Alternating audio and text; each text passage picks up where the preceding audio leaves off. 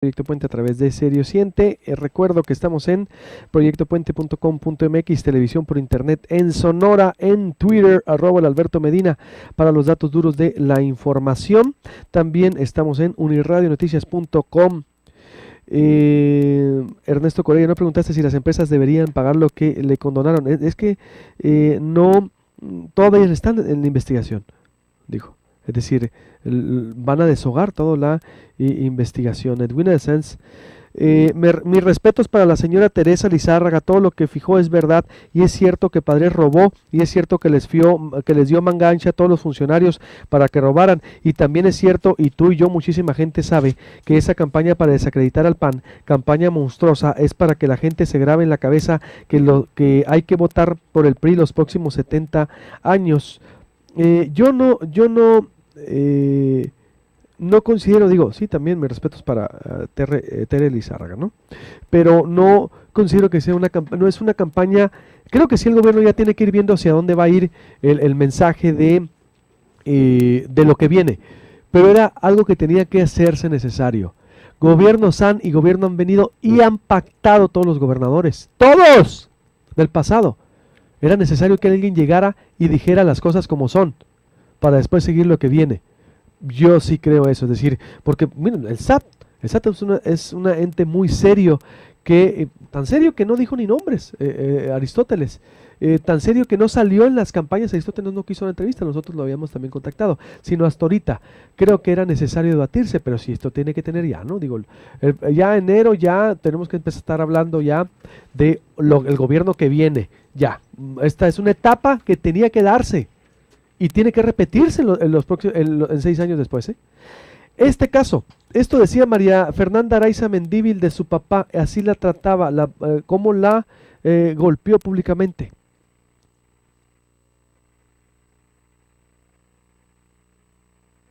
Está el procurador aquí, Rodolfo Montes de Oca, porque hubo ya una consignación contra este padre de familia que denunció su propia hija, otra rayita más al tigre, era protegido de Pancho Platas por haberla golpeado y no le hicieron nada en la pasada administración. ¿Lo tenemos por ahí listo o no? No lo tenemos. Bueno, procurador, hay una actuación ya de la institución que usted encabeza. Buenos días, Rodolfo. Muy buenos días, Luis Alberto, a tus órdenes. Pues efectivamente, como lo comentas, primeramente nomás quisiera mencionar que desde el primer momento en que la señora gobernadora nos encomendó esta responsabilidad, nos pidió pues que intentáramos lograr la credibilidad y confianza de la ciudadanía en la procuración de justicia, que se hiciera una procuración de justicia eficaz y que se abatiera la impunidad y de manera muy especial en protección de las mujeres. Cuando nosotros, tuvimos conocimiento de esta situación a través de tu medio, que considero yo pues que cumple de una manera muy efectiva con su función social al momento de denunciar esa situación. Como ustedes tuvieron conocimiento, de inmediato nos abocamos a interiorizarnos en el caso, a proteger a la víctima como es una de las responsabilidades de nuestra institución. Revisamos el expediente, intensificamos las investigaciones, y finalmente se consignó el asunto ante el juez por violencia intrafamiliar. El juez el día de ayer nos concedió la orden de aprehensión.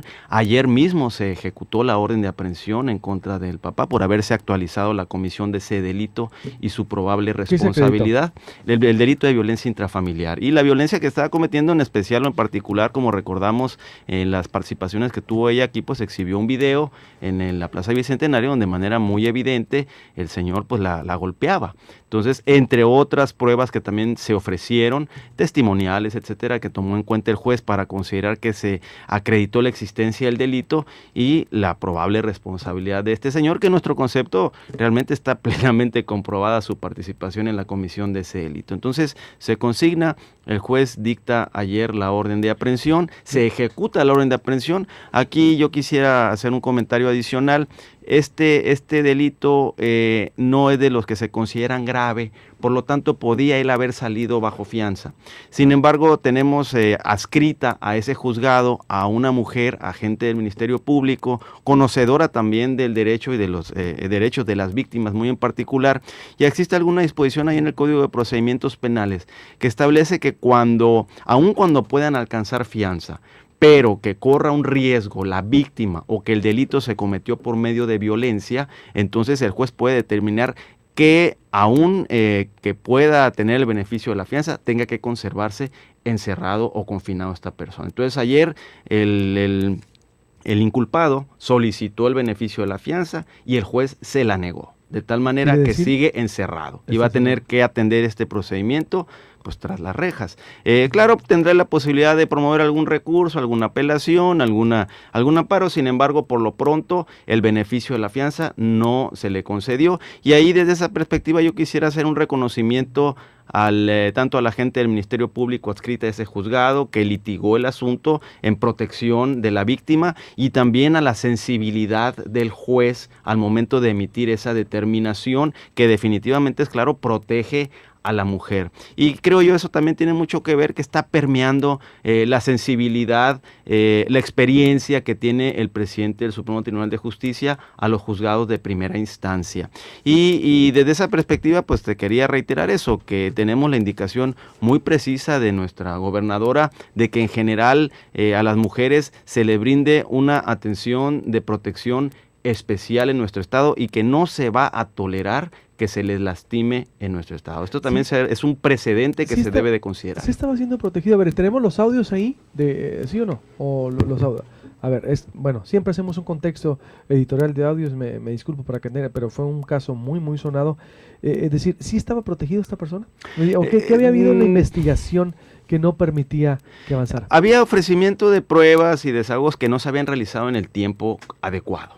En la anterior plática que tuvimos tú y yo sobre este tema, te comentaba que ya se había una protección, es una cuestión subjetiva en la que yo no puedo afirmar que existiera. Lo que sí es que con una vista objetiva a las constancias del expediente, nosotros advertimos en ese momento que sí había diligencias que debieron de haberse desahogado y que no se habían llevado a cabo en tiempo, y precisamente también en aquel tiempo pues nosotros también tomamos la determinación de remover y cesar al titular de esa agencia del Ministerio Público al advertir esa situación, sustituir y nosotros retomar esa averiguación previa. Y además quiero que sepas que adicionalmente a eso tomamos medidas para concientizar al personal de las agencias del Ministerio Público, en particular las que están especializadas en violencia intrafamiliar y delitos sexuales, para que tengan un trato más cálido, más comprensivo con las mujeres que llegan y presentan sus denuncias. ¿Por qué? Porque en muchas ocasiones son lastimadas, son ofendidas y se inhiben en presentar esas denuncias cuando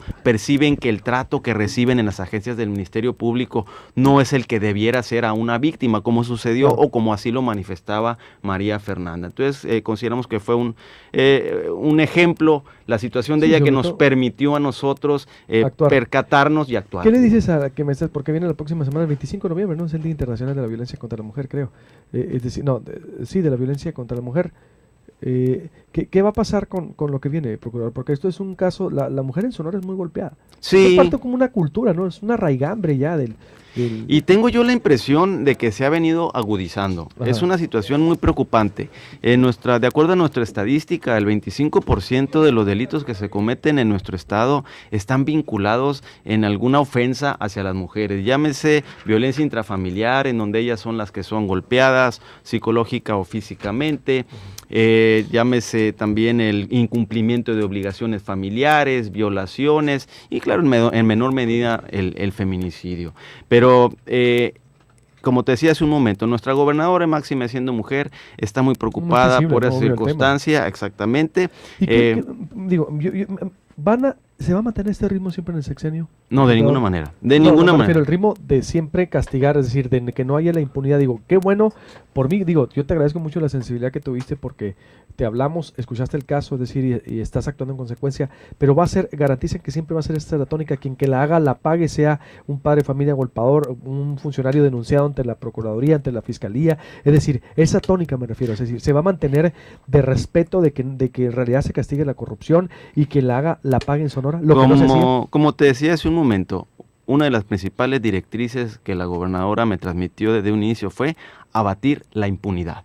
Y muy en particular en las ofensas que se cometan en contra de las mujeres no va a haber tolerancia. cuando nosotros tengamos denuncias como la de este tipo y como otras que existen, vamos a actuar con todos los medios y recursos humanos y materiales que se encuentran a nuestro alcance. Estamos gestionando porque también hay que tomar en cuenta que tenemos ciertas limitaciones en cuanto a recursos humanos. No es una justificación, pero hemos hecho un gran esfuerzo de gestión con apoyo de grupos de la sociedad civil para que en el 2016 nosotros podamos tener instalaciones dignas a la altura de la que se merece nuestro estado de Sonora y poder dar una atención mucho más efectiva a todas las denuncias que se presenten en nuestro estado. Entonces, en particular en cuanto a mujeres y otro tipo de delitos, nosotros, te lo reitero, tenemos la indicación y así vamos a actuar con cero tolerancia. ¿Cuánto de cárcel alcanzaría? De 6 meses a 6 años. Ahorita sí, ahorita está, como te digo, confinado, va a tener su declaración preparatoria,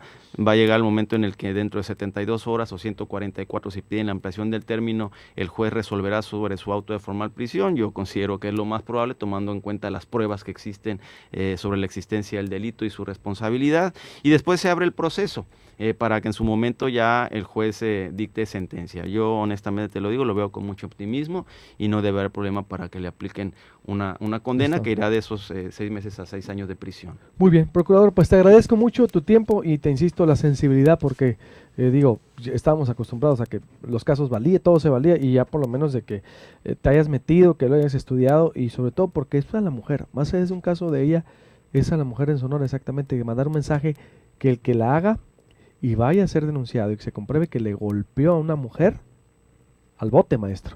Gracias, procurador. De nada. Sí, no, digo, pues es que ya alguien tenía que empezar a